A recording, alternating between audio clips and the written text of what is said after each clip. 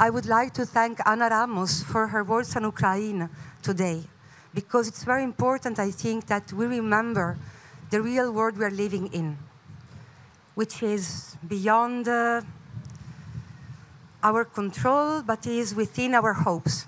So thank you, Ana Ramos. And now I will begin.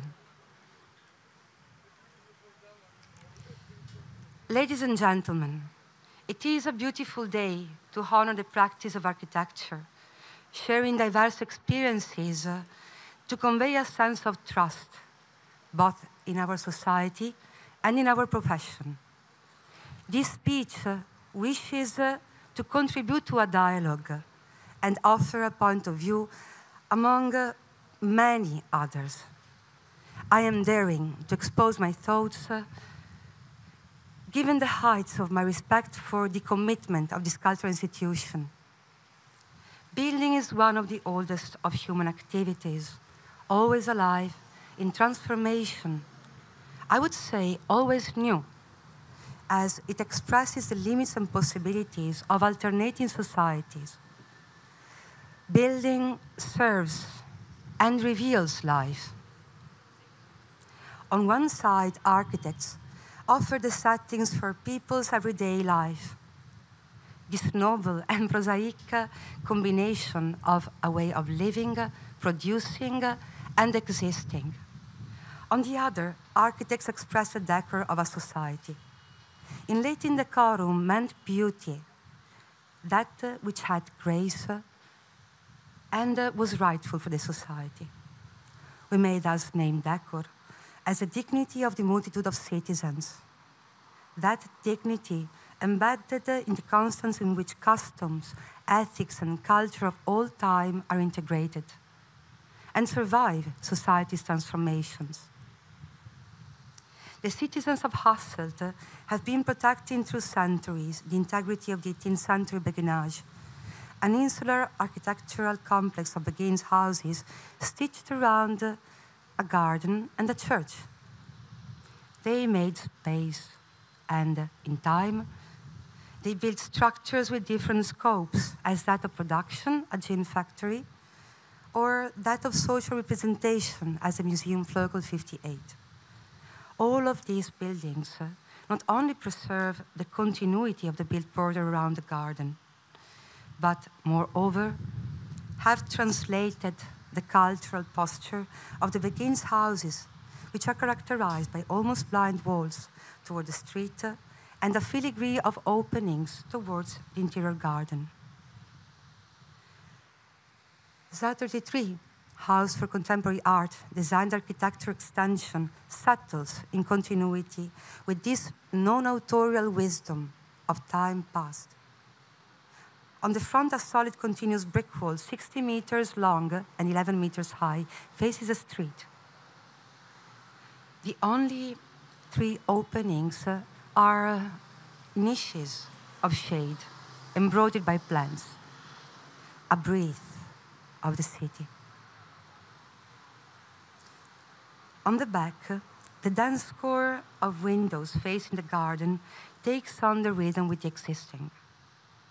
This enduring act of reconfirmation of the identity of the beguinage without reproducing buildings in language or forms of other epochs makes real what people found valid, worthy of surviving. Somehow, it expresses the innate need of people to belong to lengths of time that expand beyond the lifespan of an individual human being. That need to feel part of something bigger than just ourselves. Our societies seem to be in discomfort nowadays with the word continuity, as if this word would implicitly induce to an authoritarian either disengaged stillness, withholding individuals and society from growth and freedom. But is it not precisely having been a condition for being and for inventing our future? Isn't reality, the experience lived and acted, the beginning of our tomorrow? A building is not an object, nor a social or political experiment. A building is a building. It has weight and sizes. It stays in place for decades, sometimes for centuries or millennia, and as a factor, it comes to be as part of an existing anthropic context, may it be an urban or natural landscape. This context is simply the layered amalgam of the history of humanity, an infinite intertwining of causes and consequences that chances at different velocities, some from day to day, others from year to year, and still others from century to century.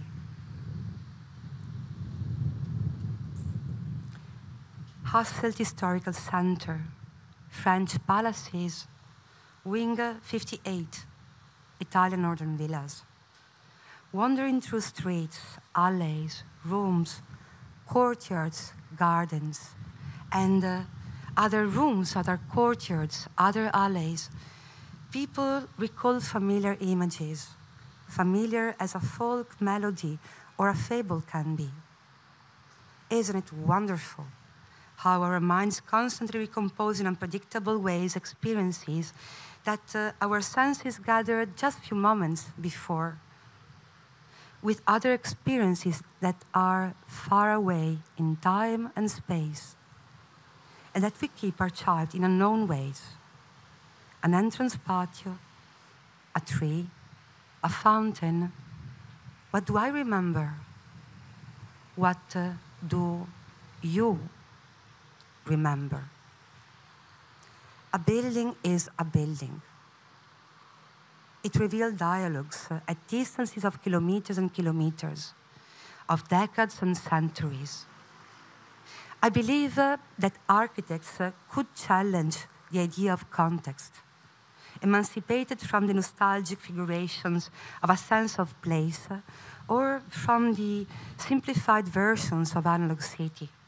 Architects could initiate with freshness the discovery of the essential relations that people keep alive, thus allow us to share with others and for that reason belong to a civilization.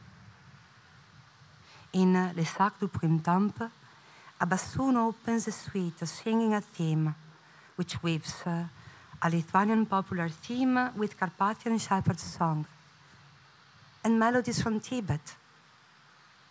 These distant dialogues are mysterious.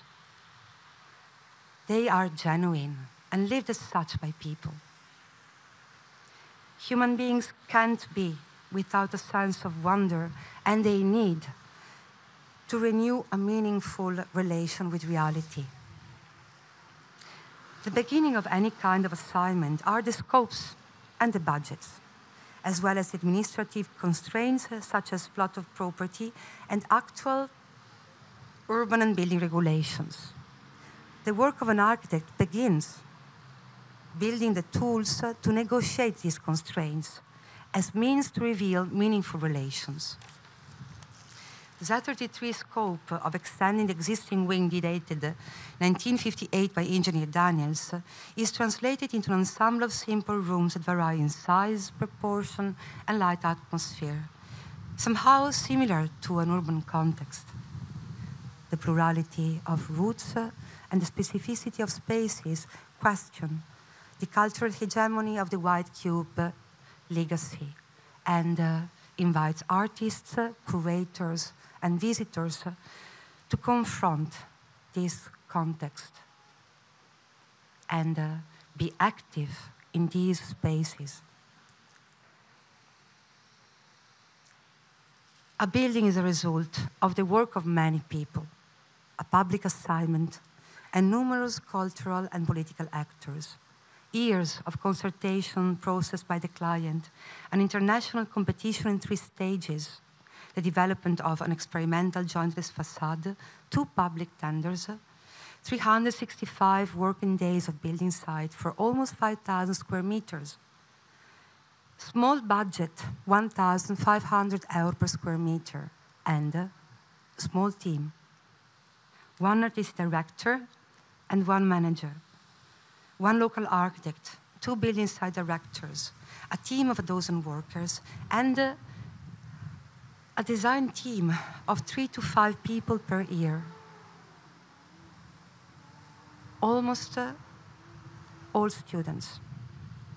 Me and my team have learned that architects can challenge the stillness which may arise either from the inevitable protection of comfort zones defined by roles or system patterns, from habits, or from the equally inevitable fear of change. Through failing, we learned. Through joy, we learned. We have built a continuous dialogue with all actors involved, addressing conflicts and disagreement with an open mind with the aim of a peaceable process, which would not compromise the quality and integrity of the vision we committed to. A building is a building. A building is ownership of people we mostly do not know. We architects should take people as intelligent, as much as vulnerable, and recognize their need to reconnect to fabulation and to a language, or langue, contradictory ingredients that allow us to share an understanding and an imaginary of things. Architects' tools are culture and technique. Leon Battista Alberti wrote that the purpose of architecture is that of providing beauty as well as satisfying necessity. For centuries, all arts had the goal of beauty through mastering technique. And strangely nowadays, societies seem to address beauty as something subjective, an individual aesthetics. Could beauty be readdressed as a collective dignity? The decor of citizens. And how can we architects serve this sense of dignity? I believe there is the need of a cultural and technical maturity in the profession, with an empathy towards both present reality and past cultures. My experience, all tools already exist, but they may have been forgotten or disguised. Tools to build belong to a present living society, but the past offers us ways to think. Human facts, in fact, are specific, since cultural and political agreements, as well as the techniques and availability of means and materials, are specific to an historical time and cannot be reproduced. Roman walls, opus incertum, opus reticulatum, opus mixtum have depths of meters, a depth necessary to anchor myriads of small stones or bricks in a mass of cementitious conglomerate.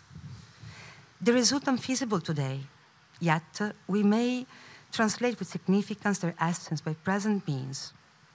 3 years study, 68 color brick tests, 20 mortar tests, 103 brick types, 34,000 bricks, 5-meter displacement, only 3 millimeter of tolerance masonry work, 2 men making bricks, 5 men making the facade, dozens thousands of drawings.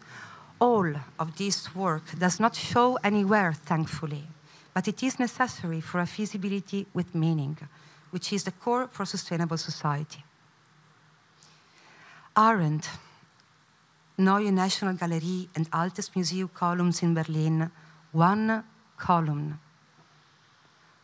one culture phrased in languages, forms, and building techniques a century and something apart.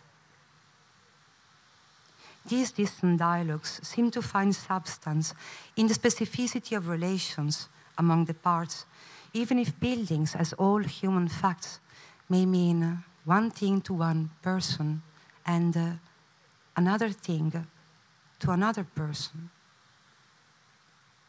They are fascinating, unbelievable. Miss van der Rohe, 1924. we want to put our feet firmly on the ground. But we want to reach for the clouds with our head. I thank you.